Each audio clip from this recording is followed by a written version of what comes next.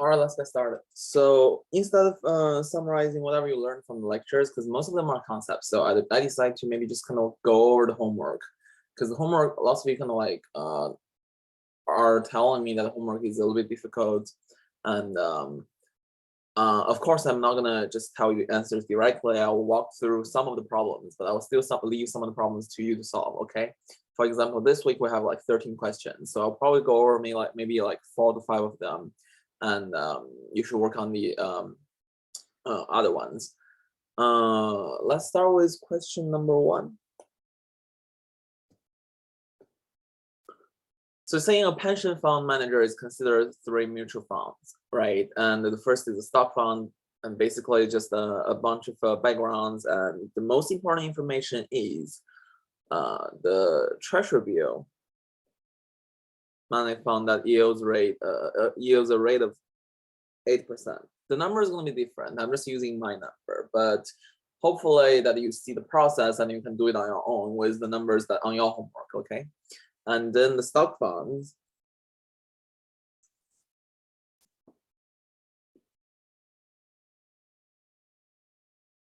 have expected return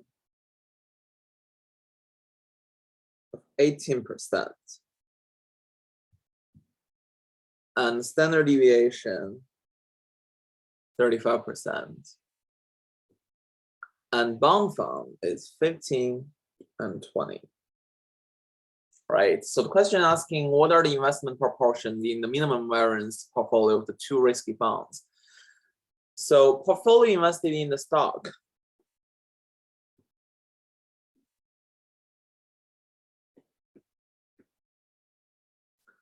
and portfolio invested in the bond. Right. So what we have from the question is ERS equals 18%. This is given, right? ERB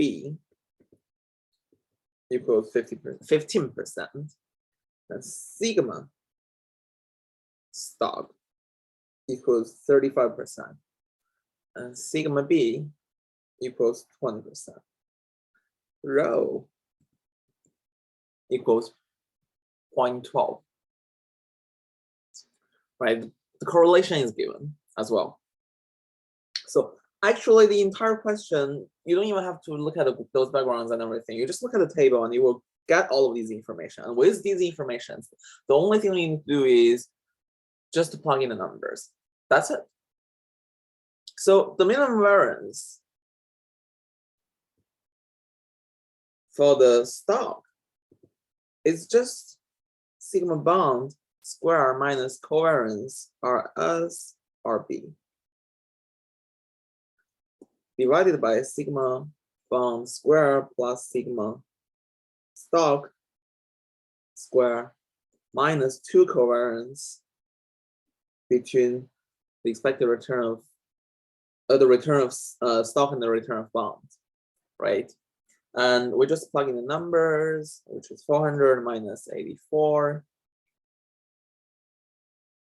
divided by 1225 plus 400. And again, the number is going to be different on your homework, but it's just the same process, right?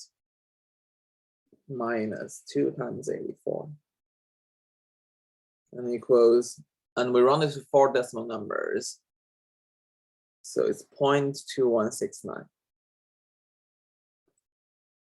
0.2169. Right? And what is the portfolio invested in the bond? Well, it's easy, right? Because we know that the total of the proportion should be 1, right?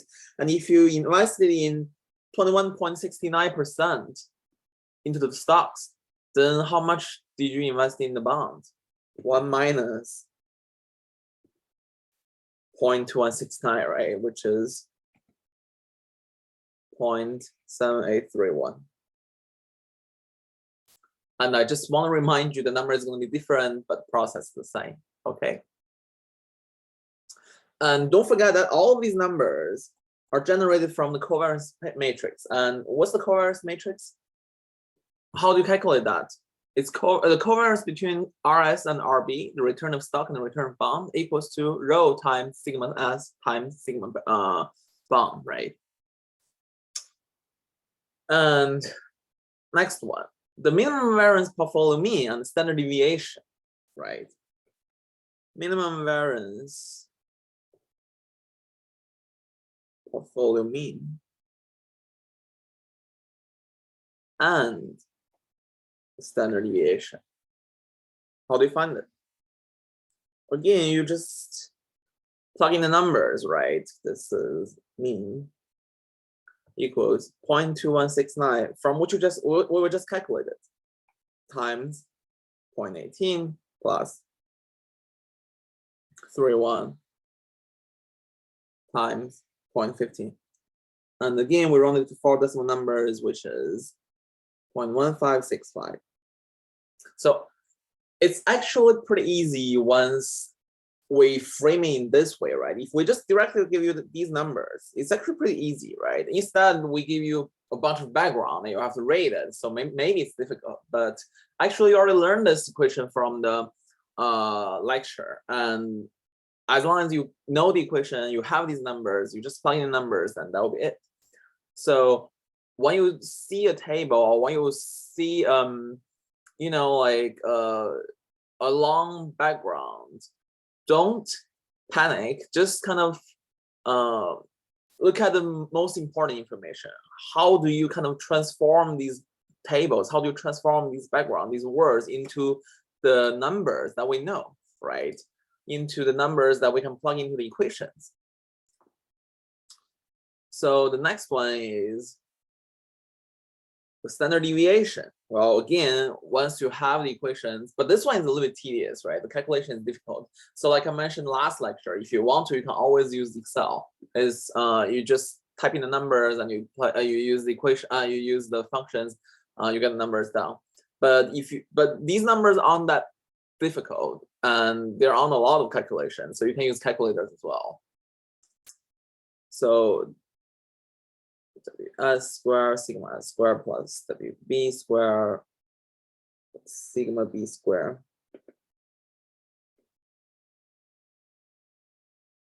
plus 2WS WB times covariance RS RB 2.5 power. We take the square root, right? So what I can do is also just take this entire thing, square root it. And we just plug in numbers. Again, the numbers are already calculated and all either given or calculated. So once you calculate it, it should be 0.1821. So that's it.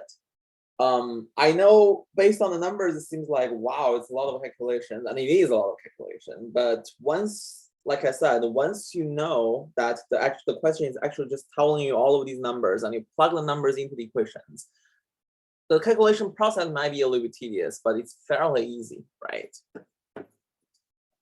And the next one is a pension fund manager is, again, all of these are just background, right? And we tell you that same thing, that the treasury bill market fund that yields a rate of 7%. The probability distribution of the risky fund is as follows, which is again the table. Stock bond 18%, which is the expected return ER, and the standard deviation is 35%, and 15%, 20. Just to be precise. And the correlation is given, which is 0.12. And now we're asking the same thing, right? Portfolio invested in the stock, portfolio invested in the bond. You know, like you should already know. It's the same thing that we just calculated. I'm not gonna repeat the process again, but the proportion for the stock is just 0.2958.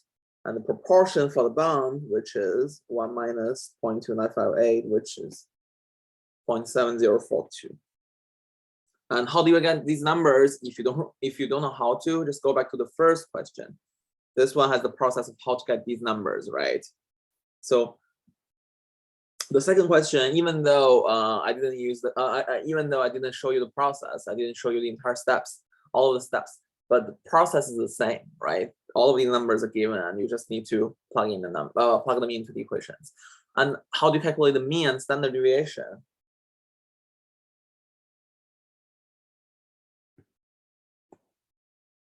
Mean is again from this equation, because we just use this. I mean, we just use the same thing in equation one. I mean, question number one, right? So question number two is just a repeat of what you did in question number one. So mean is based on what we just calculated, which is 0.2958 times 0.18 plus 0.7042 times 0.15 equals 0.1589. And variance is square root, and then you just plug in numbers. I'm not going to write it down, and you got 1845. So I admit that the calculations are, there are a lot of calculations. So I personally prefer maybe just using Excel.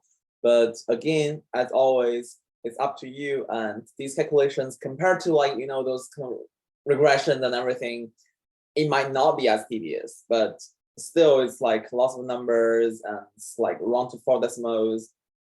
So it might be easier if you just kind of use some tools that you could utilize, right? And number 3 is pretty similar, right? Number 3 is still a pension manager, blah, blah, and then we give you the background, which is treasury bill yields to 7%. And we still give you stock and bond, and expected return is 16%. In this case, standard deviation is 38%. And for the bond is 12 and 21. And correlation, again, is still 0.12, right? And this one, what we're asking is the Sharpe ratio of the best feasible CAL, right?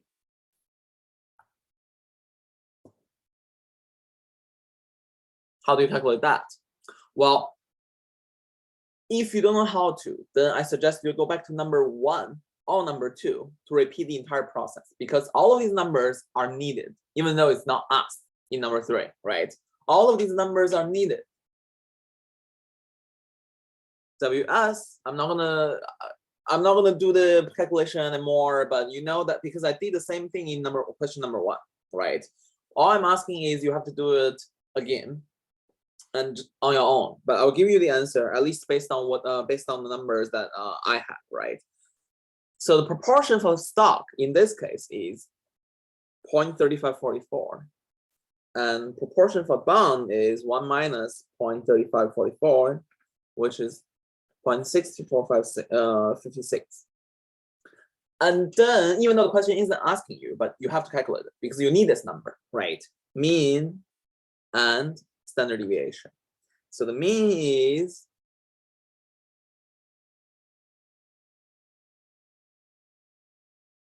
13.22%, or what you can do is 0.1342.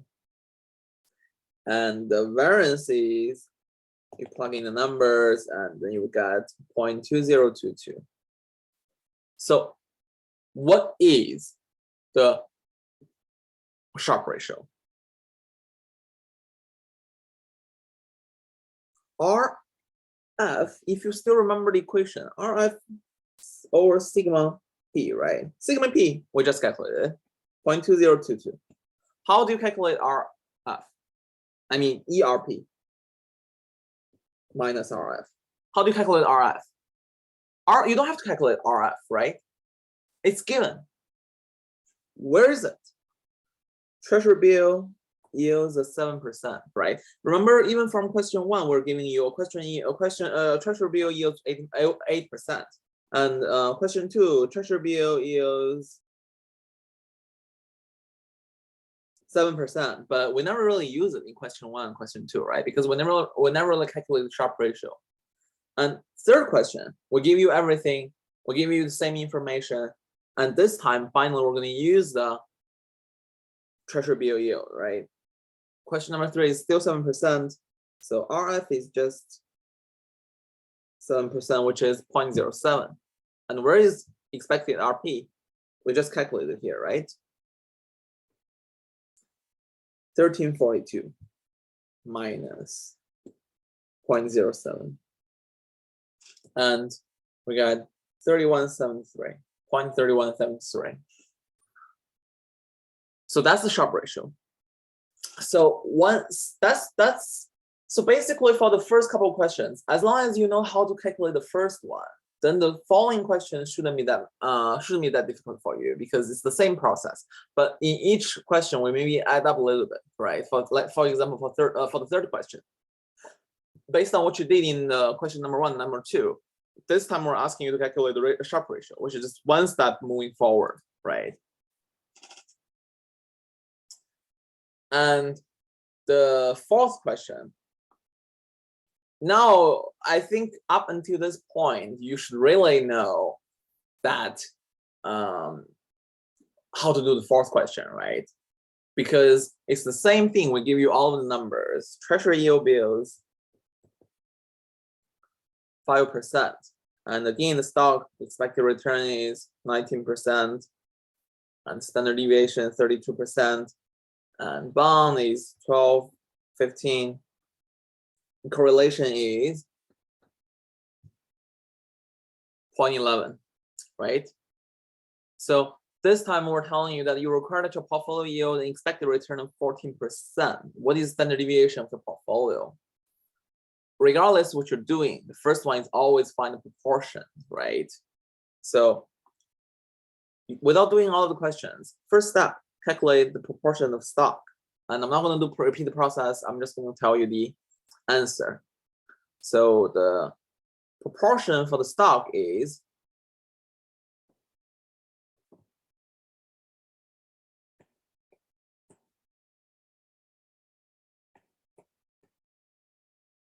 0.3019, right? The proportion for the bond, again, 1 minus this number equals 0.6981, right? And then we find the expected return of the portfolio, which is 14.11%, right? And sigma standard deviation is 15.01%, right? And now what we do is we have an expected return, right? And we require it to be 14%. So we want it to be 14%. And this number should be equals to RF plus ERP minus RF over sigma P times sigma C, right? So what is RF? Given, right? 0.05. Treasury bill yields 5%, right? What is ERP? Well, we just calculated. And what is RF? Again, 5%. What is sigma P? We just calculated. What is sigma C? Well, that's what is asking. What is asked to calculate, right? So 0.14 equals 0.05 plus 0.1411 minus 0.05 over 0.1501. So all of these these numbers are not asked. They're not asked to be calculated, right? However, you still have to calculate them so that you know how to proceed for the following questions, right? So 0.14 equals to all of these numbers times sigma C. Then what's sigma C? Sigma C equals to 0.1482, right? So if the expected return of the CAL is equal to 14%, then the standard deviation of the portfolio should be 14.82%, right? And the next question is asking you to find the proportion invested in the treasury bill fund and all of the other stuff, and proportion of stocks, proportion of bonds, how to calculate them. Well, now we have This is ERC, right? Because this is the expected return of the cow, CAL. And that's set, that's 14%, right? So what we want is expected return of CAL equals to 1 minus Y times RF plus Y times expected return of the portfolio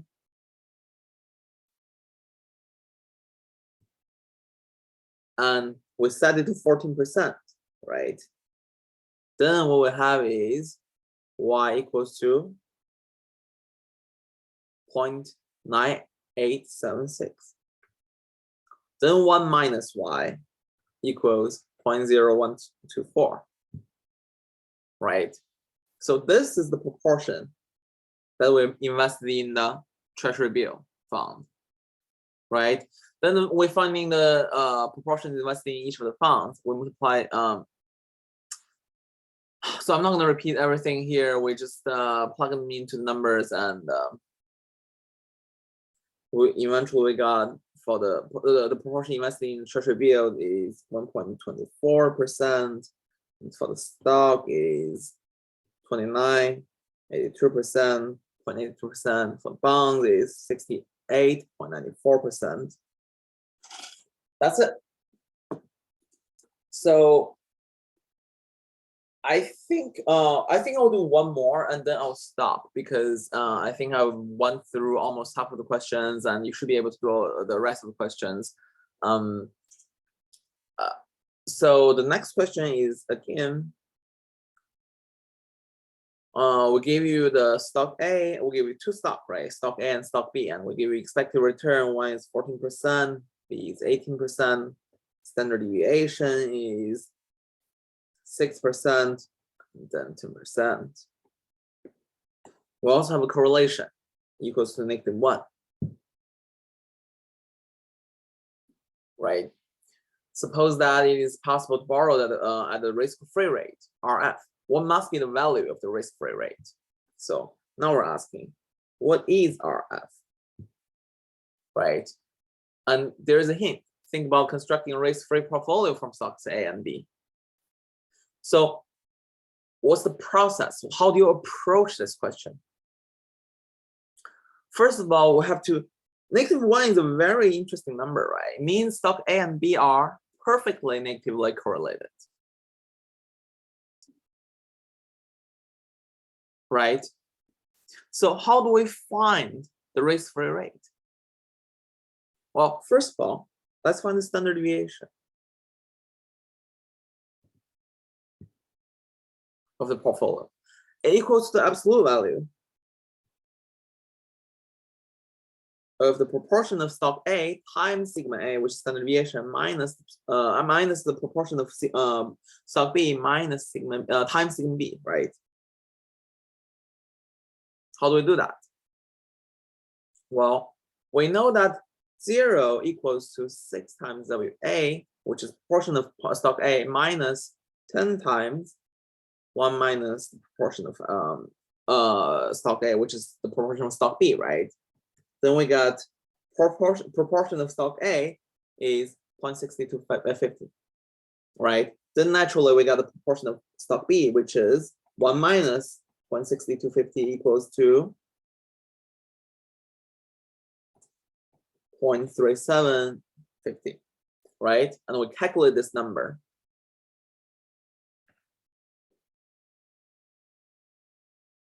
Equals to 14 plus 3750 times 18. And we got 15.500%, I think.